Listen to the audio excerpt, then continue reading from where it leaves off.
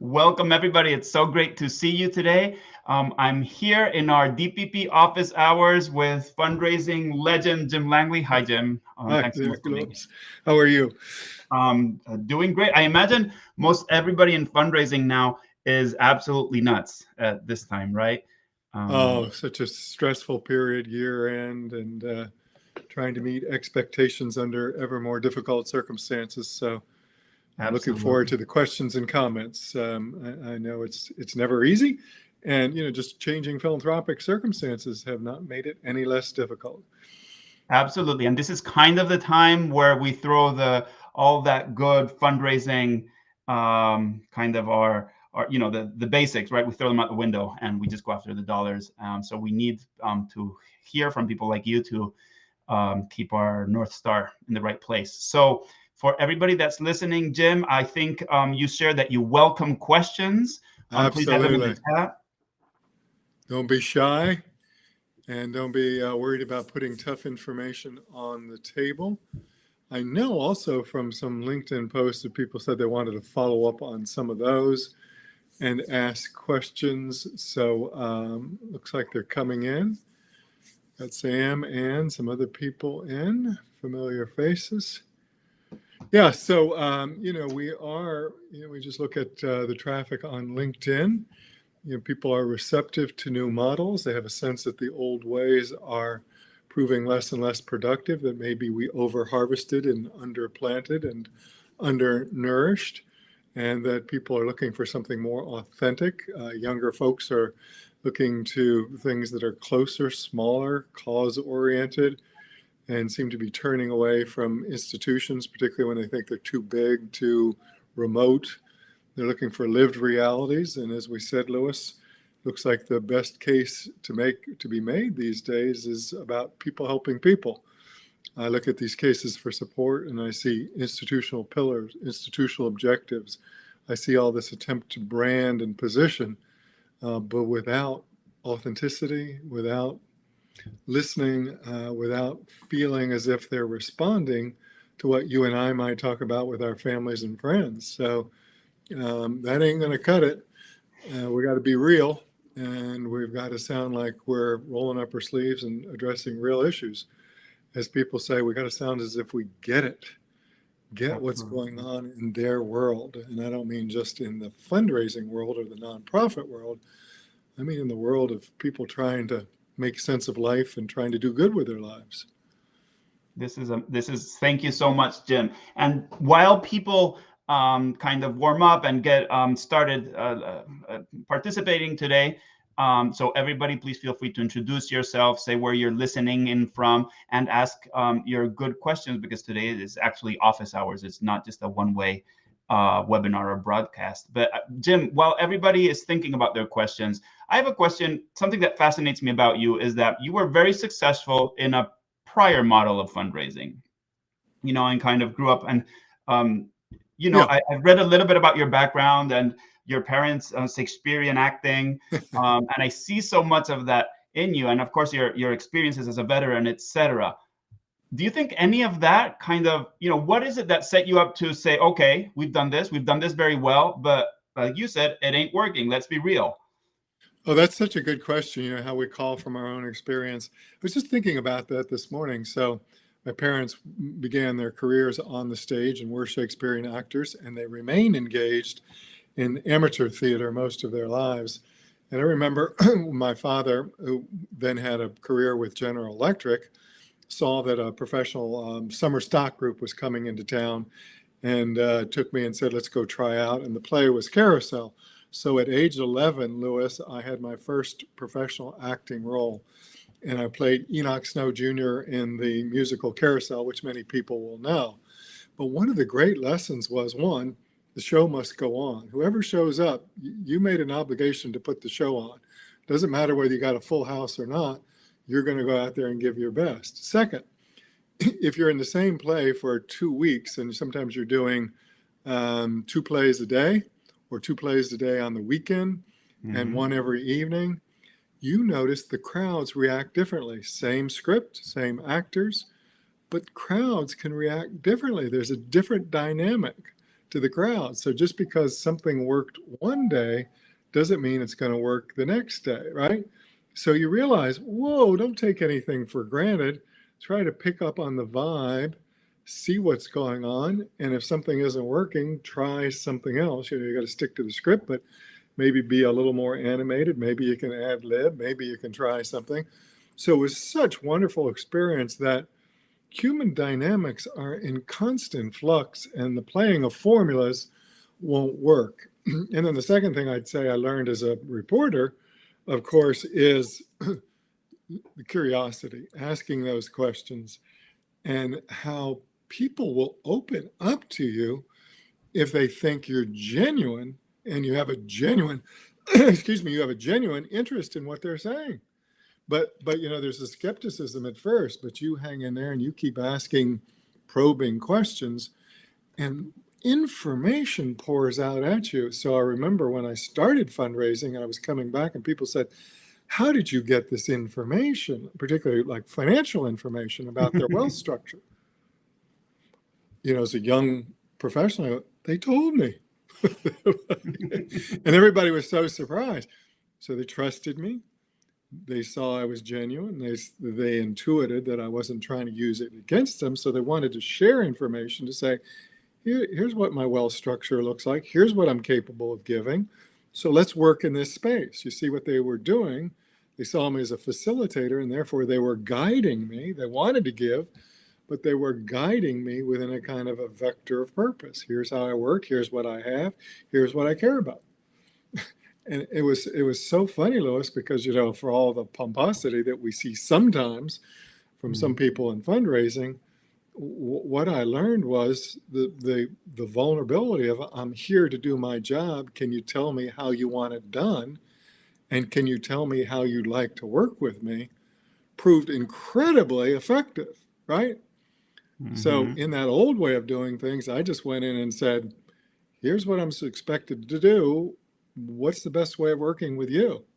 And people guided me through the process, as opposed to, well, I represent, and here's my spiel. Just like, okay, how should we do this? If you were me, what would you advise? And what, given your interactions, how can I best work with you?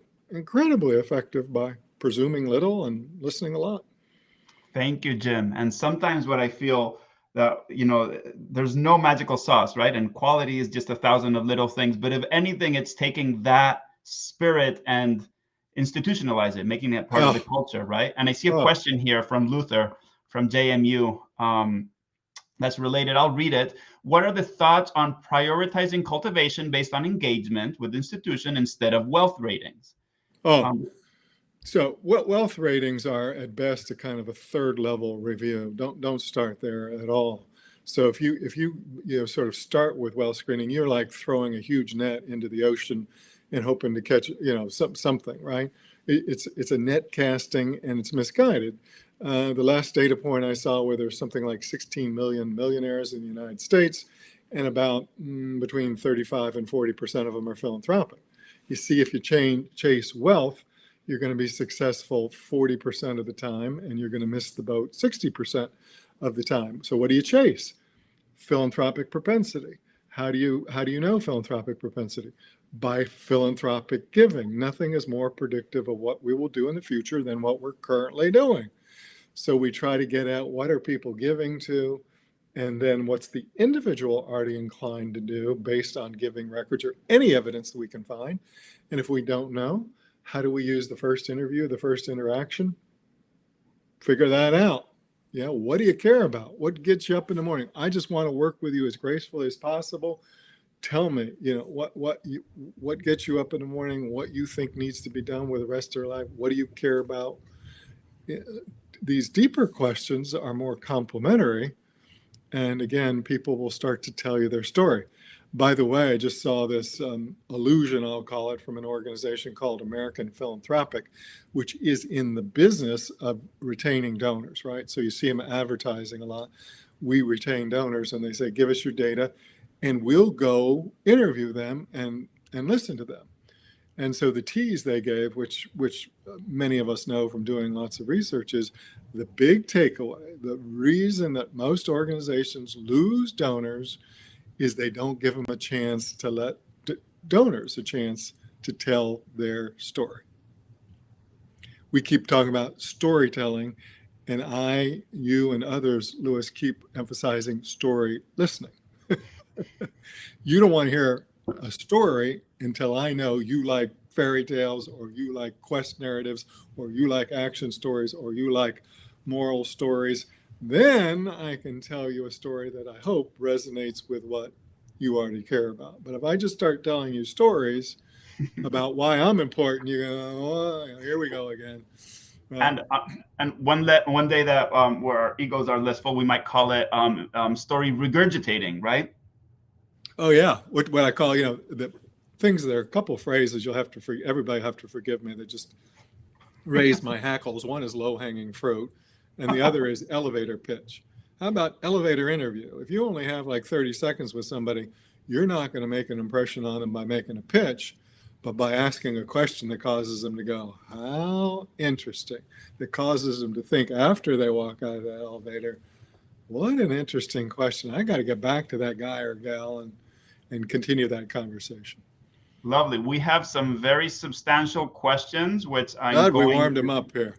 Yes. Oh my goodness. Well, part of the good thing, Jim, is that folks that tend to connect with you are just, supremely advanced practitioners and highly intelligent people. So I got to say, Lois, I love these people. I know most of them. I feel so privileged to know them. I pinch myself. I go, whatever I may have done, good or poorly in my life, I must have done something well enough to be associated with people like this. This is incredible. And to those who may not know Jim yet, please connect with him on LinkedIn. He shares content, really high caliber content regularly. But I'll go on to Catherine's question. Hi, Jim. Catherine from the University of Alberta. Can you talk a little bit more on the essential components of the high content concept papers you spoke about last week? Sure.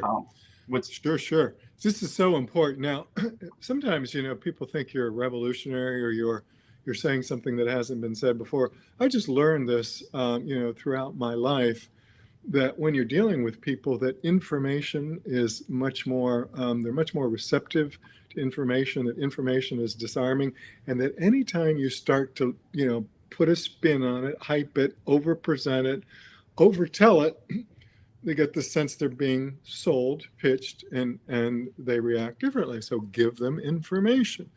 And information is presented in such a way that it looks like information. It doesn't look like a pitch. So it's much more important. Now, I can tell you can go back and find somebody named David Ogilvy, an advertising icon who was all the rage in the 60s and 70s, who said the same thing. In other words, another professional in another field who simply observed said consumers, particularly when they're buying big ticket items like cars, want information. And the most successful ads are information oriented, right? So think about high content, low gloss as being what people want, affirming that you know who they are, not making you look like a huckster because you're just coming in with information, and bringing them in early on. You see, the trouble with a highly produced piece is you already thought it out, you invested a lot of money in it, and you present it to somebody like, ta-da, and it's pretty clear what you want, versus this concept paper of 4 pages that describes an unfolding initiative and says, by the way it's presented, draft, are we on the right track? By the way it's presented, simple presentation, you can write in the margins, just looks like something I cranked out of my computer and put in front of you, is so much more effective. It's the single most effective and major gift fundraising today. I used it for years. I've had clients and everybody's learning the same thing. It's a credible conversation starter that says, just off the drawing board, come on in. Does that help? So keep coming at us if you want more. Absolutely. And I think I hear the topic of co-creation, not just foistering on our donors our ideas. Co-creation, co-innovation, conversation as old as time. We, the people, trying to create more perfect institutions, unions, communities, whatever, people helping people, right? So that's the thing, Louis, that we've got to get our head around, is if we don't bring them in, if we don't make them a part of opportunity seeking or problem solving, every day that goes by is harder to get them in because their voice hasn't been incorporated. And this is particularly true of your generations and post-baby boom generations. It's also true of a lot of boomers and even silent generation folks, right? But we got to get that core concept in. It's collaborative. You can't be paternalistic. You can't be, here's what you should do based on what I believe. Absolutely. And a big part of what we talk about in the donor participation project is how to take this and do it with your 20,000, versus your 1,000 top donors. And it is possible, and there are ways out there to do it informed by these values that Jim is sharing today. A planned giving question. Yeah. So from Levin, a longtime fan, curious to know how you would recommend approaching estate and plan giving, especially how to go beyond discussions of mechanisms, and where have you seen this being done with excellence? Yeah, thank you. Well, it's a friendly face there and friendly name. Good to see you again. Thank you for the question. One again, the thing I think about all the time is when I study success is, watch coaches. Watch coaches come in and turn around an organization. They've had a series of losing seasons, and a coach comes in and turns them around. They'll eventually dive down to topics, but watch a coach come in. What's the first thing they do? Hammer away at attitude. What's the attitude in plan giving? Is we know that most people give plan gifts through simple estate commitments, right? They're not complex instruments. We know that people give estate gifts based usually on long affiliation with organizations. We know that estate givers are not different from anybody else in terms of loyal donors who adhere to institutions for a long time. They're purpose-driven. And very often the purpose is revealed in the institution they choose and the institution they stay loyal to. So what you want to get at is what's at the heart of that purpose, right? And you want to have purpose-driven discussions, not instrument-driven discussions, for crying out loud. So we get into this silliness about, did you know with a don't get me worked up, right? So we say, they're of a pattern, of an age. Let's just sort of go back and revisit this purpose. So where we see best practices, again, what we'll see is not the selling of instruments, but the well-constructed interview. And so I know people ask me this all the time, I can't name names in forums like this because then all of a sudden the client gets 44 calls asking for information. But everybody has to understand, start with your own belief and try this out on your own donors. Forgive me, and the person who I'm talking to knows me well enough to know I'm not being snarky, is try it out on your own plan giving donors. Could we have a conversation about purpose? With some, we'd like to have this one-on-one. With others, would you join us for a virtual discussion group?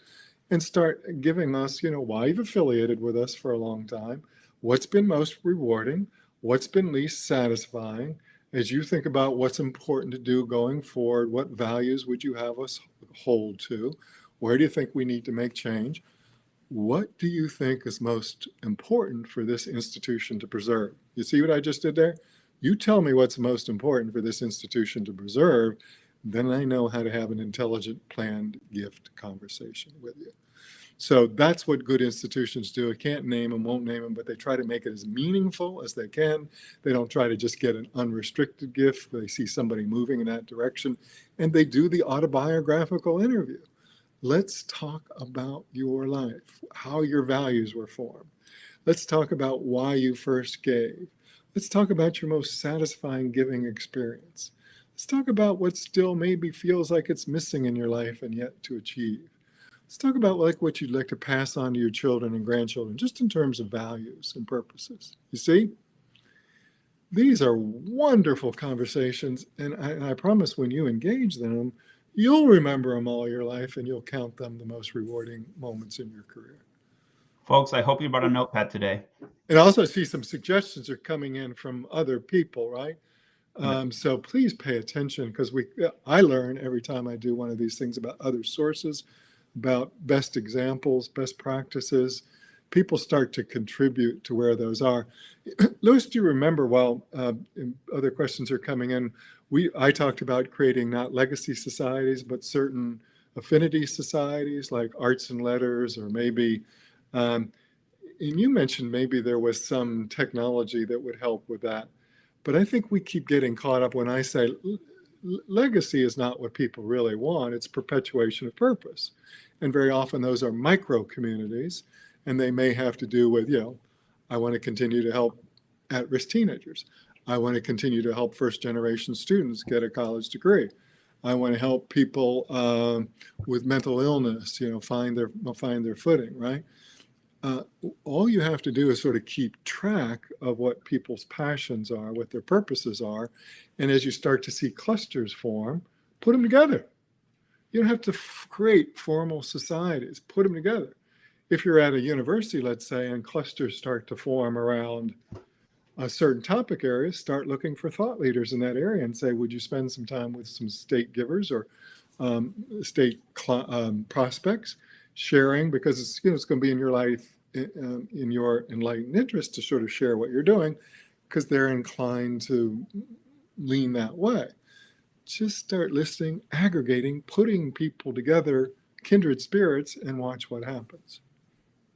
Thank you, Jim. And I believe you were partly answering Courtney's question, so that I displayed on the screen. Thanks so much. Another piece of what I think Courtney may be thinking is how in higher ed it's so complicated to get the operational piece working. Okay, you aggregate them. How do you tag them? Is that even possible? And what I like to remind people I speak with is, let's not lose the fundraising principle and do the right thing for our donors and for our institution because of and then honestly, it sometimes it seems like the most simple things are complicated, right?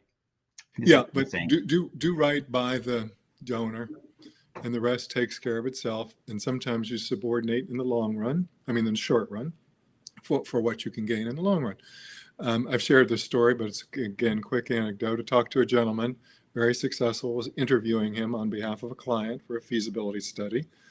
And I'm talking about, how he became who he was. And he was telling me that he sold cars to make his way through college.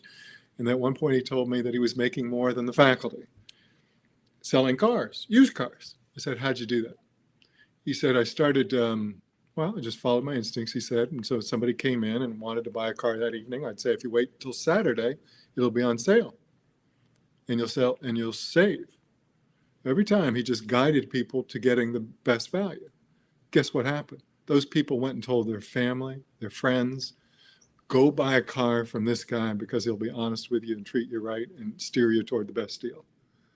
So he becomes successful by subordinating, short run, the deal he could have closed that night to, I want to work with you in the right way and steer you toward the best possible arrangement that you'll find satisfying. I can tell you the fact that I've had such a wonderful consulting career really has much more to do with how I worked with people dozens of years ago, including donors and staff, people who worked for me who came back and hired me, right? It wasn't any kind of marketing I did in the last month or so. It was the relationships, how I just worked with people over time who made them want them to work with me in the future. It's so simple if we just trust it. Do right by everybody you meet to the best of your ability. Treat them like you'd like to be treated. My goodness, we're going back to the very basics. Thank you, Jim. Don't you think? Life advice and fundraising advice. A comment from Heather, who's a great donor participation project leader. Thanks for putting together another terrific session. My question, when we all get through the exhaustion of year-end fundraising, beyond sending timely thank yous, which we hope many of those on the call will be able to do, what would you say is the single most important thing we can do in January to sustain the goodwill and momentum from year end? Yeah, something like this is something like testimonials from your donors, which is, why did they give? So you start the year saying, again, remember our mantra, people helping people. You start the year by sharing moving testimonials about why people gave to you, or maybe the differences you made or somebody working for you made. You starting the year with purpose as expressed by those you serve. And that refreshes people's sense of why they gave to you, reminds them that you're on mission, you're living up to your mission promise, and that you're showing who's been helped and how they've been helped. Start the year there. Who you've helped, how they feel helped, what the organization has meant for them, and try to get the most candid, the most poignant ones, and watch that other people will want to come in seeing that testimony to contribute their testimony, right? Again, years ago, Penelope Burke, somebody who I followed for years, talked about creating donor communities and putting them in touch with each other, letting them see themselves in each other. And so those wonderful, heartfelt testimonies coming from your donors, if you're collecting them, if you're prompting them, if you've created vehicles to receive them, if you're chasing them down, become the gold of kindred spirit ship building. Absolutely. I love that. And another part I often find missing, Jim, is that we think of these things as kind of one-offs. So, now the January communication, then the February, whereas the community building should be on some type of regularity. And, we've done so many fantastic community building activities that are virtual in the pandemic, right? Right. I don't think we should lose them. The town halls, and I know, for instance, Heather's organization has had tremendous success with that type of format. And you could incorporate everything you just mentioned, right? Absolutely, Louis. And then, I've done LinkedIn posts, and I'm happy to send links to people or whatever, where I talk about, asking 3 or 4 questions every quarter. See, so back to another mantra, elicit more, solicit less. If you monitor what volume of gifts will come in December, for most clients, that we are study, Louis, and you may be closer to this than I am, somewhere between 90 and 60% come in December. So that's the pattern that's there. Why are you then bombarding these people with solicitation requests outside of their pattern? So what you want to do is use the intervening months to reinforce values and purposes and elicit testimony from them. Little spot interviews, quick calls, quick text. Boom, 1 or 2 questions. Could you share? What have you seen? Right? I mean, this can be done so quick, and you can get volunteers to do this. You can recruit other people. You can get young folks who love to work on social media. Would you be a social media agent for us? Take 10 wonderful people giving to us and send them a couple of questions, every month or so. Could you give us an hour of your time? You start defining concrete, interesting volunteer opportunities. Oh, I'm a social media agent for such and such a place. And they get excited when they see this testimony coming back. It motivates them. They start to fall in love with these wonderfully constructive people, right? So yes, conversation. Think about friendship. Think about relationships. If I invited you to a couple of swell events every year, and I kind of swaggered around, spent a lot of money on them, and took you into big home, would that be as important as me just maintaining an ongoing conversation with you, which I checked in with you, which I made you feel like you mattered, which I remembered something you told me the last time? Hey, how are you dealing? Like 3 months later, how are you dealing with the death of your father? Does that still come back to you in waves? The questions I've asked donors throughout their lives, like you remember that? You remember my granddaughter's name? You remember my father came down with a vascular dementia? Yeah, because that's how I value you. That's how I show an interest in you. And I didn't have to work at it. It's just what I remembered. Conversation. You say town halls, Louis. What is it? Co-creative conversation. Exactly. You got a voice. And remember, in these vehicles, if you got multiple parties, and we got to try to do this today, is try to get everybody a voice. Everybody here that matters, can we somehow listen to them and tell them, we heard you, we see you, and we're trying to, we're right? Have an event, try to touch everybody. Look at this chat box and say, did we miss anybody? Boy, we didn't mean to do that. You are so, dead serious. You are so important. If I don't, and Louis and I don't touch you today, boy, did we screw up. Let us know what we did, and We'll spend time with you somewhere down the road. If we didn't answer your question as well as you want, let us know. Contact me on LinkedIn. Contact me at jim@langleyinnovations.com. Absolutely. You're too important for us to have you go away feeling undervalued. Thank you, Jim. I'm going to dive into another question. So I may need to read a little bit of this. After 15 plus years of higher ed experience, I am now in the policy and advocacy nonprofit sector world and would love to have a deep dive on how this works for those without an alumni base and those who get 80% plus of their funding from foundations. So think, are there areas of fundraising where this doesn't apply, basically? No, I guess it's a little bit. Thank you. First, I'm going to say 79% of giving, total giving in the United States every year comes from individuals. So one of the things that worries me is dependency on grants, on foundations, right? Because you're missing a huge portion of the philanthropic pie. And that when you start to retain loyal individuals, it is that tree that bears fruit over time versus the low-hanging fruit. So not the question you ask, but it is a strategic weakness if you're over-reliant. Now, you may say the subject matter for what we do is relatively abstruse and only foundations get it.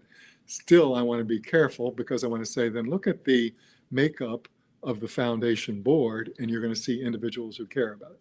See where I'm going? Behind the foundation are individuals. And even the person running the foundation with whom you are interacting, or the program director with whom you are interacting, is an individual. And so some of these strategies apply. I'm a program director and I'm in charge of DEI initiatives or Indigenous people initiatives. How'd you get interested in that? What did you study in college? Do you have any Indigenous blood in your family? See where I'm going? Anything we can do to bring out who we're working with causes people to feel respected, that we're on this journey of mutual discovery together. And the more we know about each other, the more we'll take care of each other. So one, do that. Two, look behind and look at foundation board members. Who's a part of that foundation? Are they individuals that care? And is there any way you can intersect their path? Not by competing with the foundation, but by going, wow, there are individuals behind that. Now, the other thing we do, and lots of good researchers do, is something called prospecting. It isn't just looking at your pool of prospects, but doing keyword searches and finding out who gives to this area. This is a very simple thing. I do this for clients all the time. Just did it for one, for instance, senior services. We took the geographical area and scanned and said, who's giving to senior services in that county, in that region, and came up with any number of prospects that they didn't know about, right? So they already care about it. It's easy to broker a conversation with somebody who already cares about what you're doing, and then go, the approach is, your record shows, would love to talk to you about differences we're making. Just sit down and talk. So it's all humans, right?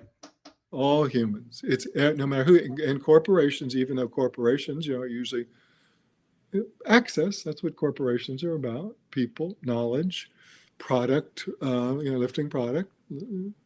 Nothing wrong with that as long as you're practical about it. But who you're developing a relationship over time. How do you engender trust with whoever you're working with so that they re-up every year going, boy, I just got to continue to work with them because they do it the right way. And they tell everybody else. You want to know who does this right? Just gave a talk to Berks County, Pennsylvania AFP. Thank you, Ann Criswell. But, you learn from foundation leaders how they still get bombarded with extraneous junk that has nothing to do with their program guidelines. You go, what are you doing? You can't take 3 minutes to read the program guidelines before you crank out a proposal? Come on. Mm-hmm. So another question from a fantastic colleague, Steven Rodriguez. Great framework, presuming little and listening a lot. It creates an orientation toward curiosity. As you mentioned, Jim, a lot of organizational positioning and priorities are about us, which are often developed at the senior level of an institution. How can we as development professionals help influence that internal dynamic and positioning? We can address individually on an external level, but internally it is often as or even more challenging. Yes. Hi, Stephen. I hope you're well. I hope you're enjoying your new responsibilities.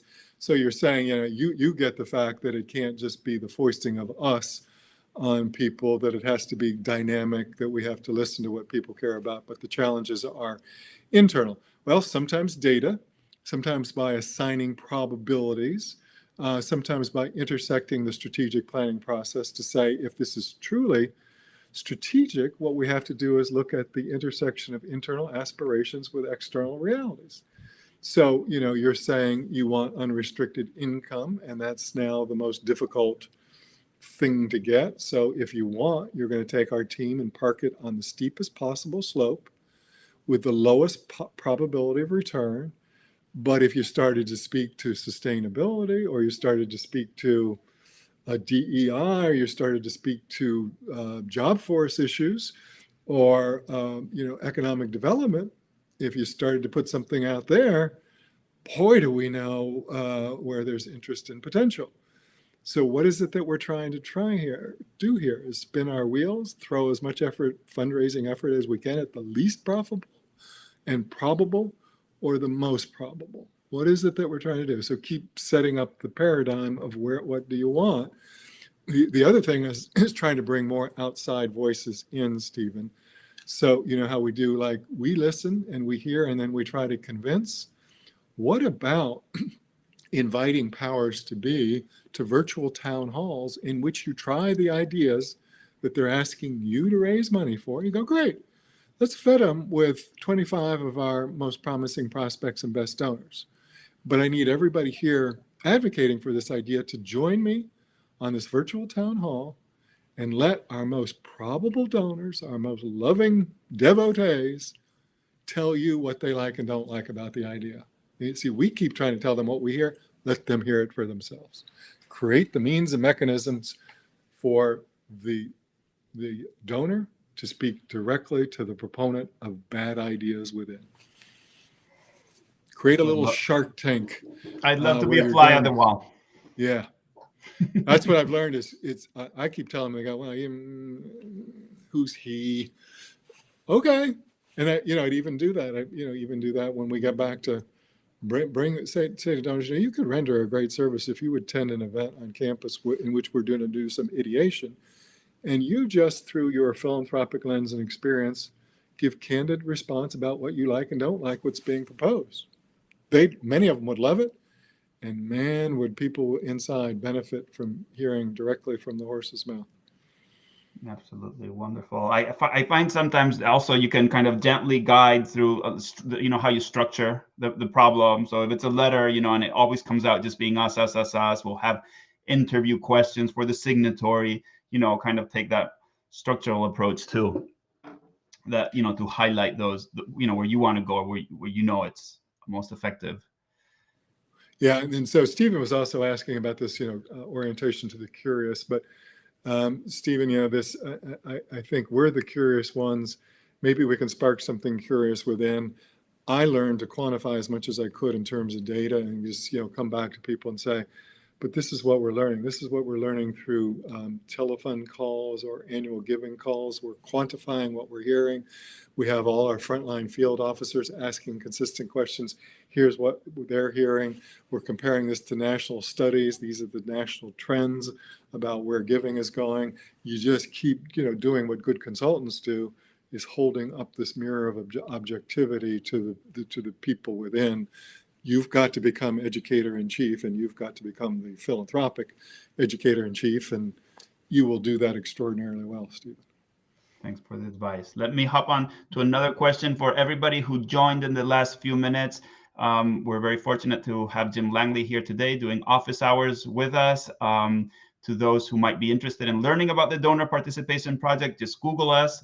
And I'll go on to a question from Davis. Hi, Davis, welcome.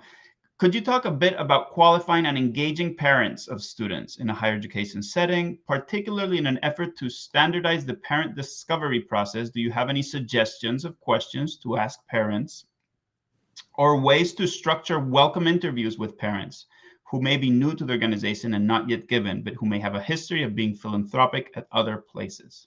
Oh, excellent, David. So the set of questions tell me I have a very enlightened practitioner. First of all, let's again look at behaviors and patterns, right? And let's not engage in kind of wild supposition. So what do we know about parents is that the vast majority of them have a tendency to give in such a way to improve material circumstances while their son or daughter is in school. Their son or daughter is the objective. Let's be practical. Yeah, some will go on and want to care about the place after that. But, we will do extraordinary things for our children. So you'll see, the dad, his daughter says the lockers in the for the women's soccer team are pathetic. The dad calls up and says, what does it take to replace the lockers, and writes a $40,000 check. This is a typical parent gift. And remember, what's happening here is just what I described. They're listening to their children, so the child is the conduit of what's working and what isn't, right? And the second thing is, if they can improve the material circumstances, they will, for their child's sake, and that ebbs after about the end of the second year. So once the child's sort of over the hump and on their way, the parent sort of feels like, well, there's less I need to do or can do. These are general patterns. So we got 2 years to make a difference and to strike a chord with them. So I love your idea of a templatized or systematized qualification interview that says, what are you hearing from your son or daughter about their experience? What's the best part? Are you hearing anything that concerns you? What as a parent would you like to do to be sort of, keep in touch? What did we hear from parents all the time? Oh, if you could get me involved, I'd love it because it'll give me an excuse to be there because my children really don't want me to. So I want to sort of hang around. Or you even hear things like, oh, I would love to be my child and go to school again. Well, there's a kind of a clue there. Would you like to be able to attend lectures if we do education days, right?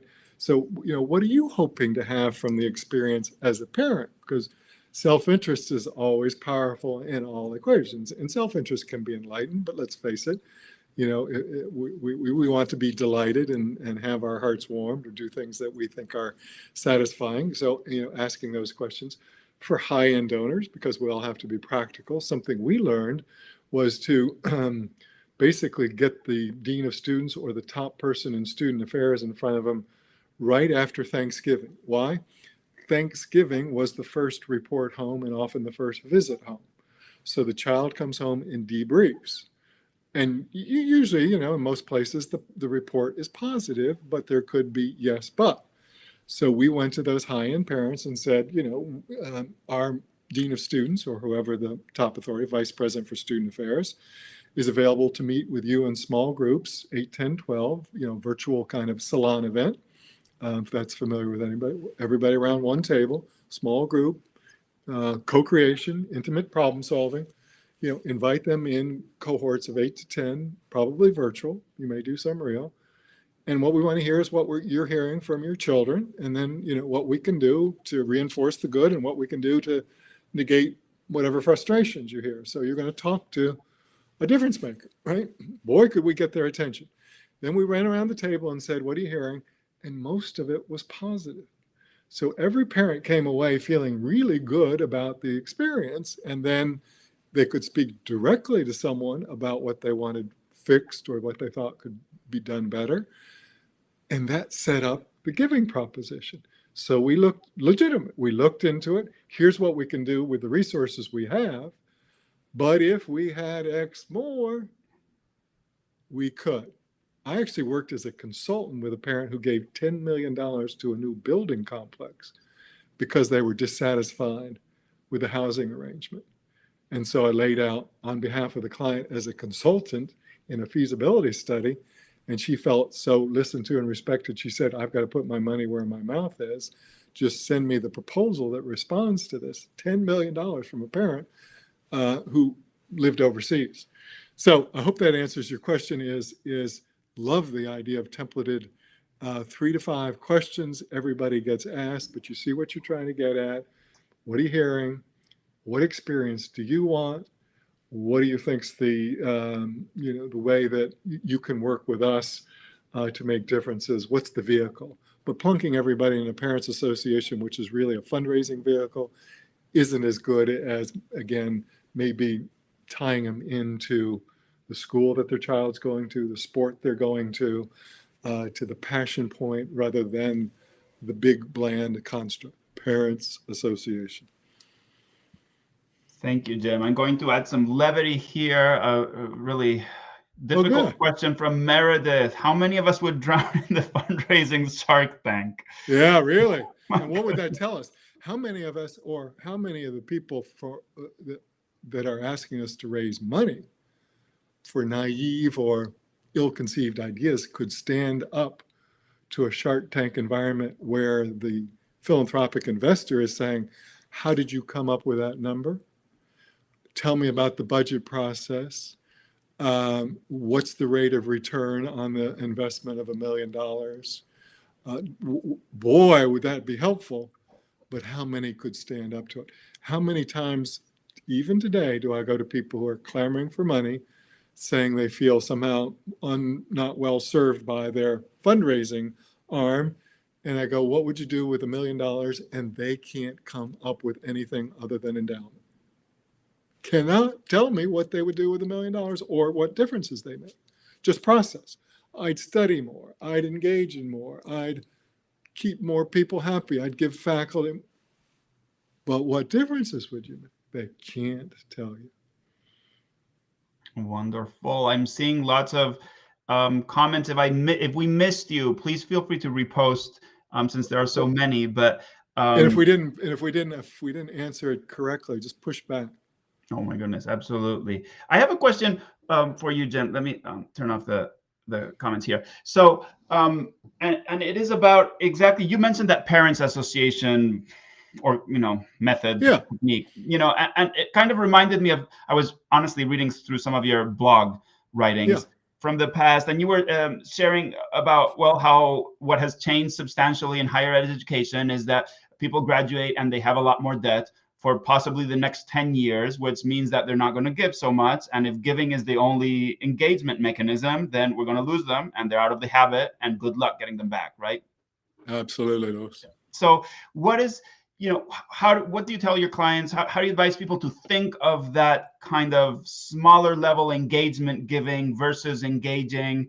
And maybe related to another question I saw in the chat, how organizations invest in that arm of their operation, especially now that young giving, is because of the factors that you mentioned, on the decline and not expected to return. Yeah. So some institutions are just sequestering young alums, knowing that the senior class last year graduated, 80-some% of them graduated with debt. They just sequester them from fundraising. Some are learning when they call them or contact them to ask about debt. How are you doing? Did you inherit, did you graduate with debt? How's it going? You see? Mm-hmm. But just to call and pitch without broaching the subject of debt looks like you have a tin ear. And then to use the phrase giving back. So we've done multiple layers of research. Boy, does that explode or lead to hangups. Mm-hmm. I am giving back bleepity bleep bleep bleep in those checks I'm writing or those credit card payments I'm making. That actually incites people. And that bothers me, Louis. It's like, that is dumb. And we're supposed to be emotionally intelligent in this business. And just to say, go pitch people who recently graduated unmindful of the issue of debt and to lecture them about giving back is just like the worst possible practice, right? Mm-hmm. So we got to we got to have some shame, don't we? In this business, that everything can't be mechanized and we can't do these robocalls to people and hope that works. And what's the inverse of that?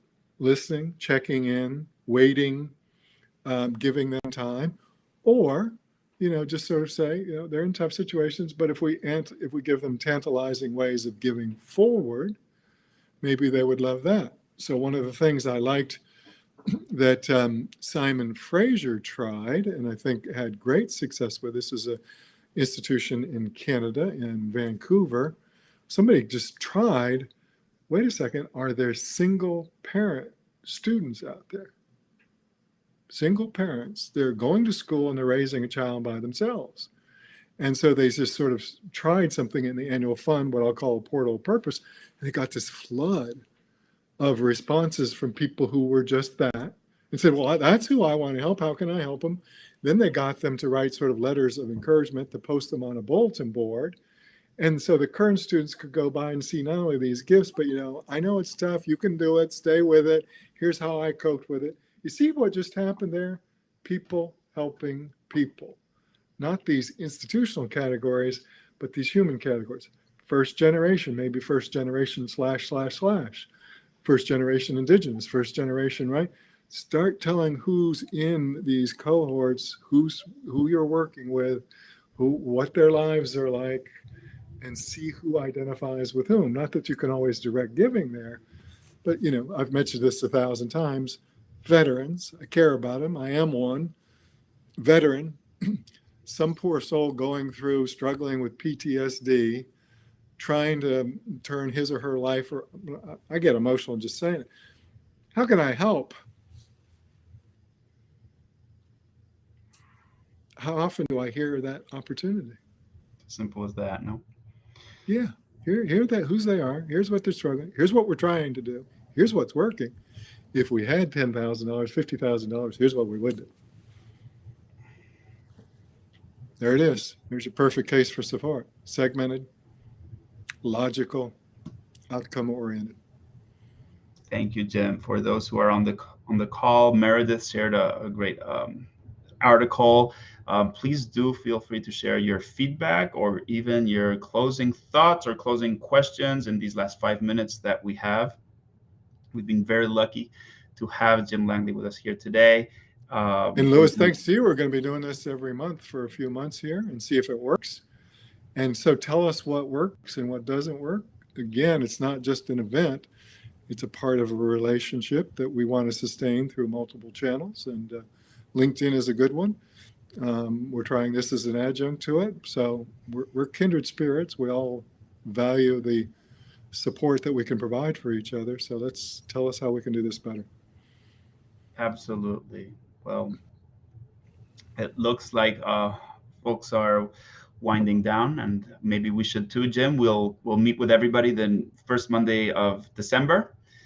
And then that will be about it. Thank you so much, Jim. As always, thank you, Louis. Always a pleasure. And thank you, everyone. I'm so grateful for your kindred spiritship.